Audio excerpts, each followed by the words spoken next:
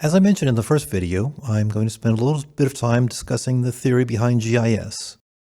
For those of you with less of a theoretical perspective on the world, I promise to keep this at a relatively high level. The theoretical aspects of GIS largely derive from the following question. While GIS is generally about modeling and analyzing data that are associated with locations on Earth, how do we go about modeling the Earth itself? The answer to that question has proven to be pretty complicated. Although there may still be a few holdouts, we generally agree that the Earth is a three-dimensional object. As seen in this attractive picture taken from the International Space Station, it appears to be a sphere. However, the circumference of the Earth around the equator is about 0.17% greater than the circumference going through the North and South poles. For this reason, Earth is described as a spheroid, which basically means almost a sphere, but not quite. In addition to this slight bulge around the equator, the Earth's surface is marked by all kinds of undulations in the forms of mountains and valleys, which continue to change as the world's tectonic plates push against and slide past each other. The representation of the Earth in three dimensions is called a datum, where a datum is a 3D frame of reference for measuring locations relative to the center of the Earth. In datums, the locations of geographic features are defined in terms of their degrees of longitude and latitude, where degrees of longitude refer to east-west position, and degrees of latitude indicate north-south position. However, most of us don't walk around with 3D models of the Earth. Instead, we are accustomed to flat representations of the Earth, like those appearing on the pages of a book or a computer screen, because, well, it's much more convenient.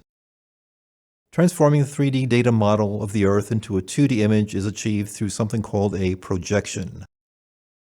In projections, the locations of geographic features are expressed in linear units, for example, feet or meters, from some reference point. All projections have one big problem.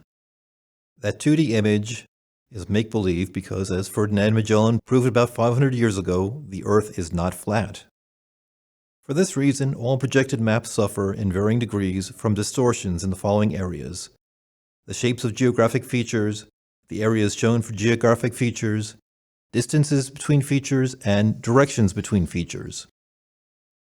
There are many projections, each of which is tailored to some purpose or purposes, and there's no way I could go through them all. So I'm just going to settle for a couple. This map, which may look familiar to some of you, is called a Mercator projection. It was first created in 1569. At the time, sailors could tell with a fair degree of accuracy their latitude, that is, how far north or south they were. That was not the case for their east-west location, also known as longitude. So they would proceed to the latitude corresponding to their destination and try to sail east or west until they made landfall. So, the Mercator projection places an emphasis on accurately showing the latitudes of geographical features. However, it's inaccurate in a lot of other ways. Take, for example, the appearance that Antarctica has a greater landmass than all of the other continents combined. In the United States, more localized maps often use what are known as state plane projections.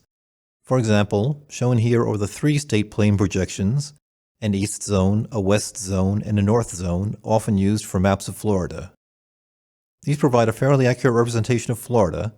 However, the further you stray from Florida, the greater the distortion you will encounter.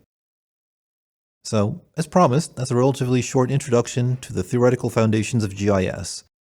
In the next video, I will discuss the basic types of geospatial data found in GIS.